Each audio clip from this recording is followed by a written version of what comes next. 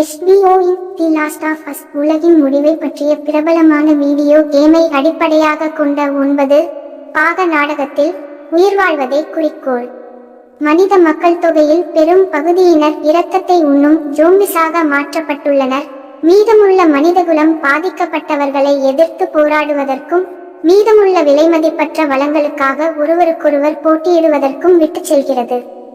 எல்லாவற்றிலும் இந்த இடுகையின் முன்னுரை நன்கு தெரிந்திருந்தால் அதற்கு காரணம் தி வாக்கிங் டெட், அதன் ஸ்பின்-ஆஃப்கள் ஸ்டேஷன் 11, ஸ்வீட் டூத் மற்றும் டஜன் கணக்கான பிற குறிப்பிடத்தக்க தொடர்கள் பிளேக் என சித்தரிக்கப்படுகின்றன. நாசமடைந்த மரபணு மற்றும் மரபணு அல்லாத பிறழ்வுகள், மேலும் ஒருவரையொருவர் சாப்பிடாமல் ஒரு தொற்று நோயிலிருந்து தப்பியது எவ்வளவு அதிர்ஷ்டசாலி என்பதை நினைவூட்டும் கூடுதல் பயங்கரமான பயங்கரங்கள்.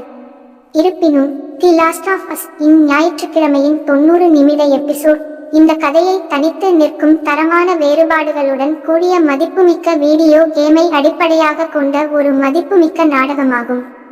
தி லாஸ்ட் ஆஃப் அஸ் இன் இந்த பதிப்பு ஒரு மென்மையான கதையை சொல்கிறது அல்லது வன்முறை சண்டை காட்சிகளை கொண்டுள்ளது என்பதை இது குறிக்கவில்லை.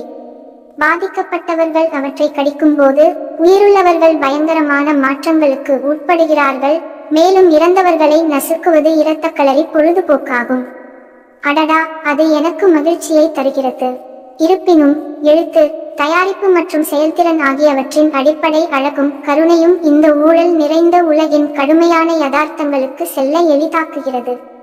காதலர்களிடையே ஒளிரும் அல்லது நுணுக்கமான அமைதியான தருணங்கள். இந்த நரக நிலப்பரப்பில் கருணையே விதியாகும், மேலும் கதாபாத்திரங்களுக்கிடையேயான அர்த்தமுள்ள உறவுகள் நிகழ்ச்சியின் ஆரம்பத்திலிருந்தே நீங்கள் அவர்களை பற்றி அக்கறை கொள்வதை உறுதி செய்கிறது, அவருடைய 2013 விளையாட்டைப் போலவே. கூடுதலாக தொலைக்காட்சியில் உயிர்வாழும் கதை மிகவும் ஈர்க்கக்கூடியது. ஜோயல் 2003 தொற்று நோய்களின் ஆரம்பத்தில் அனைத்தையும் இழந்து ஒரு அன்பான ஒற்றை தந்தையாக இருந்து ஒரு கசப்பான உயிர் பிழைத்தவராக பெட்ரோ பாஸ்கல் அதை பூங்காவில் இருந்து வெளியேற்றினார்.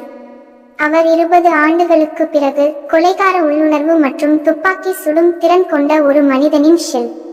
அவர்கள் போஸ்டனில் இருந்து கொலராடோ வரை நாடு முழுவதும் பயணம் செய்யும் போது இராணுவமயமாக்கப்பட்ட அரசாங்க படைகள், பிரிவினைவாத போராளிகள், கொள்ளையர்கள், தனிமையில் தப்பிப்பிழைத்தவர்கள் மற்றும் சில சமயங்களில் தேவையுள்ள அனுதாபிகளுடன் போராடுகிறார்கள். இருப்பினும் மிகப்பெரிய அச்சுறுத்தல் நம்பிக்கையை இழப்பது அல்லது ஒருவரையொருவர் இழப்பது. பிரமிக்க வைக்கும் செட்கள், குண்டுவீச்சு நகரங்கள், தேங்கி நிற்கும் புறநகர் பகுதிகள், பின்வாங்கும் மனிதகுலத்தின் இயற்கையான கம்பீரம் மற்றும் பொறாமைப்படக்கூடிய நடிகர்கள். மெலனி லின்ஸ்கி அவர்களின் பயணம் எபிசோட்களுக்கு பிறகு உயிர்வாழும் அத்தியாயத்தின் புதிய வலைகளின் வழியாக நம்மை அழைத்து செல்கிறது. முர்ரே பார்ட்லெட், நிக் ஆஃபர்மேன் மற்றும் முர்ரே லூனா கேப்ரியல் ஆகியோர் நிகழ்ச்சிக்கு ஒரு எபிசோடில் $10 மில்லியனுக்கும் அதிகமாக செலவிட்டதாக கூறப்படுகிறது. ஒருவேளை இந்த காரணத்திற்காக HBO தனது மாதாந்திர சந்தா கட்டணம் $1.99 இலிருந்து $15.99 ஆக உயர்த்தப்படும் என்று பிரீமியருக்கு 2 நாட்களுக்கு முன்பு அறிவித்தது. இறுதி நேரத்தின் ஒரு தனித்துவமான அறிகுறி.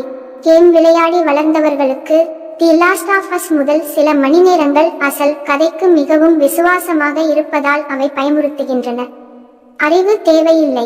கேம் ஆர்கிடெக்ட் நீல் ட்ரக்மேன் மற்றும் செர்னோபில் ஷோரன்னர் கிரேக் மசின் ஆகியோரால் இணைந்து உருவாக்கப்பட்ட இந்த தொடர் டூயல் ஷாக் கண்ட்ரோலரை பற்றிய அறிவு தேவையில்லாத ஒரு அதிவேக அனுபவமாகும்.